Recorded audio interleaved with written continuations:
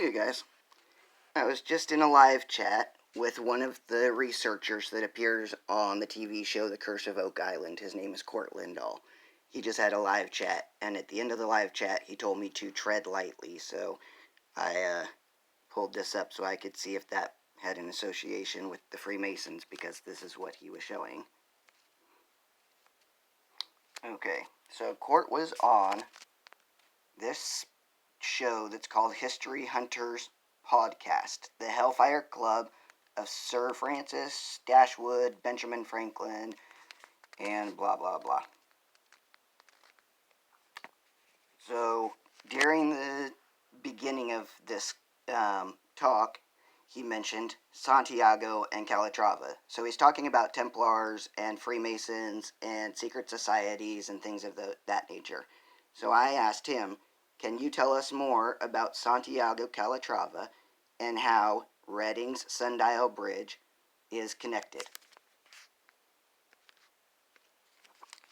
The next question that I posted that they responded to said, so Sundial Bridge is a penis, vagina, womb, semen, and seed. So the Sundial Bridge is Baphomet worship. This is the time that he told me that I needed to tread lightly as to my interpretation of things. Sure, it can be, unless you're aware enough to, keep your head straight, which I know a lot of you are, that you just never know what might be real or not, or might be spun one way or another using the same kind of things we're talking about. I mean, this is one thing I like about George Maxwell, who passed away a few years ago. He pointed this out even. Okay, in Court's video, when he's talking about these octagon buildings, it's the exact same thing as what Bethel's alabaster prayer house is. It does not look the same from the sky, because from the sky, it looks like the Sephiroth tree for the Tree of Life for the New Agers. But the inside of Bethel's alabaster prayer house is the same octagon as all of these octagons that Court talks about. The interesting places it quote points to on the globe is Baalbek, Lebanon, and the hexagonal forecourt of Baal. Okay, we're skipping the octagon. Okay, in this section right here, he's going to talk about how all the octagonal buildings match each other. The octagonal structure that all of these are copying.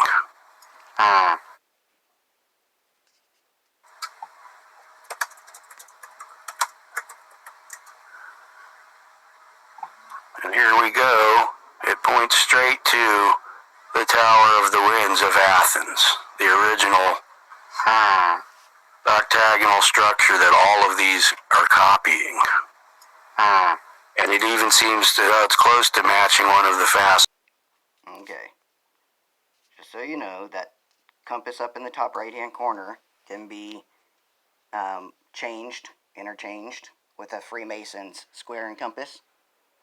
And when you see the IXXI at the bottom right-hand corner of this video, it means that they are Templars. You are welcome to go and look those things up. All you have to do is put in IXXI into Google, and you will come up with what this is. So, this is who's teaching what's going on right now. Which is interesting, too, Show, but you have a picture of that somewhere. The layout was, or some people may have some odd interpretations of that, from a standpoint of symbology, that it does resemble, certain symbols, and he had it made this way intentionally. There's even at one point, from what I read, like an underground stream that crosses through the tunnel that they call the River Styx.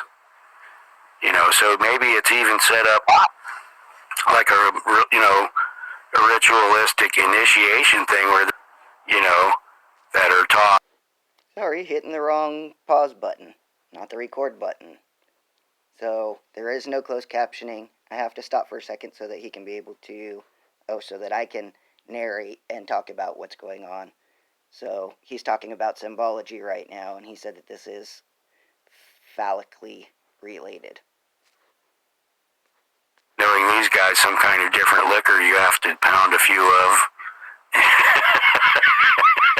at each location or whatever, what's going on there. So I can see why people are suspicious of the whole thing. It is kind of elaborate and, you know, could go beyond just intelligence activity or having fun.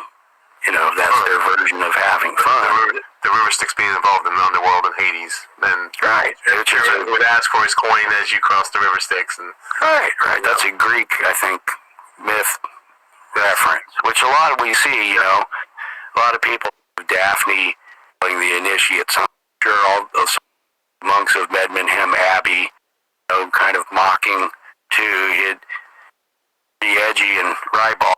And I'm a 34, which is Walt Rob X's and the 4.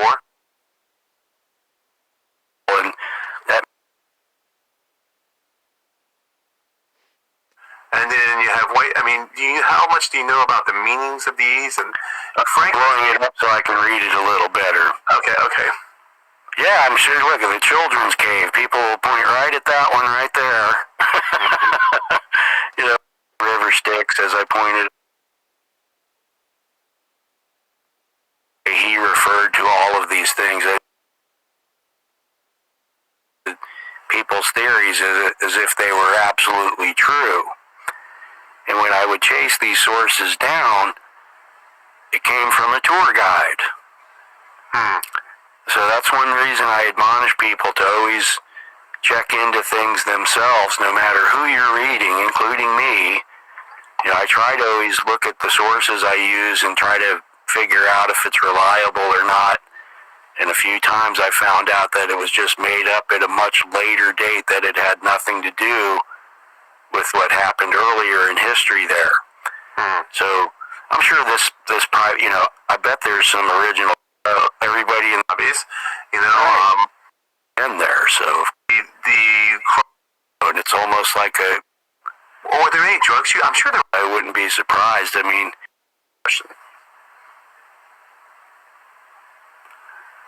Oh, right. Okay. Right. It's. Flash it up. Shoot. This question. Oh, right. Okay. Right. It's interesting. Just the other day. So the question is, can you tell us more about Santiago Calatrava and how Reading Sundial Bridge is connected? I saw that they rebuilt the Greek Orthodox Church that was destroyed at Ground Zero. You know, so all this time later, they actually rebuilt this octagonal structure. And the new church was designed by Santiago Calatrava, who's a famous artist in Europe, mostly, or just worldwide, basically, has kind of these ultra-modern designs that are really interesting, and he's built a few sundial bridges around the world, which were always interesting to me because it's a timekeeping device, and the one in Redding, California, that they're asking me about now, exposing Bethel, is asking about, was built to, I mean, in a way, literally put Reading on the map. And it's north-oriented, you know, it's a giant sundial that marks the solstices and equinox. So it's a definite reference to the kind of things I'm talking about with regard to fixing one's position on the globe from a practical perspective, but it does have some kind of spiritual overtones as well. So in that light, it's interesting that his name, Santiago Calatrava, both his first and last name are orders of Spanish knighthood that fought in the Reconquista and the Crusades. So one would guess. It's really nice that Cord is just backing up my research when he says that, because we've got that. We've got that information inside this video that's called Bethel's Alabaster Prayer House Explained. It's going to show you all the Templar fingerprints, all the Freemason, all the Luciferian fingerprints that this is Venus worship, and Venus is Lucifer. So, this building is the octagon, The same as Santiago Calatrava just built an octagon at ground zero. That's quite interesting. Also, what's interesting is Sean Foyt, Let Us Worship, proof birthed a movement in the womb of the Whore of Babylon. This video shows the proof that the designs of Santiago Calatrava are Baphomet worship, and that Sean Foyt, starting his Let Us Worship super spreader campaign, starting underneath of Sundial Bridge, was Bethel's attempt to use magic of the Templars to control the minds of the people. Their lives to protecting Christians. That references something that you're supposed to maybe go see and try to figure out. First and last name are orders of Spanish knighthood that fought in the Reconquista and the Crusades. So, one would guess that he would know why his name is that. That he was named in reference to that, and he's producing this.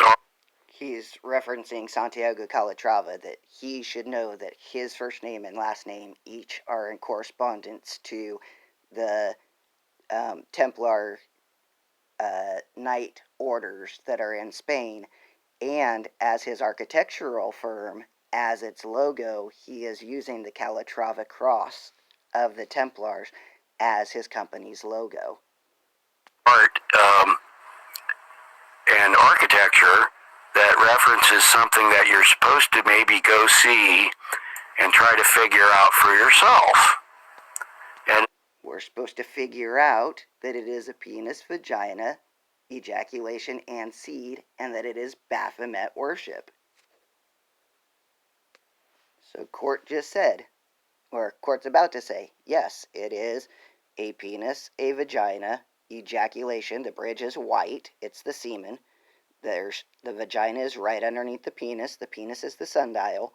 Underneath the vagina, there is a hollow spot where you can see where the bridge, you go across the bridge first to the left, and then down, and then up and around the circle, and then you go underneath the bridge. So there is a space underneath the bridge at least 20 feet from the ground to the bottom of the bridge. And then when you go across the bridge to the right, to the top right-hand corner, there is a brass sphere that is supposed to be the seed. So we've got Brian Johnson, who has Goat Lord Farms. We have the Baphomet right here, which is male and female and is part of the Knights Templar. We've got right here Chris Valentin teaching Adam Kadmon Kabbalah. That is that God is male and female, hermaphrodite, and that the Holy Spirit is a female Shekinah, which is the name Lucifer inside this group. Hey, Corey Asbury, Shekinah is Lucifer.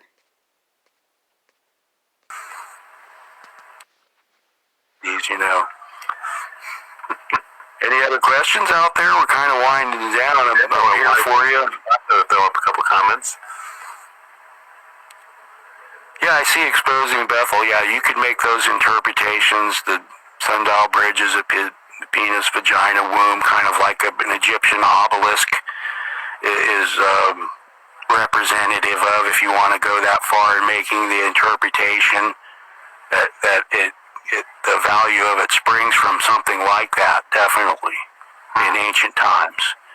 I'm not so sure Santiago Calatrava meant exactly that in his, impetus or inspiration for it. So, tread lightly when you're looking at things like that. It's not all bad, but I can see why you would think it was.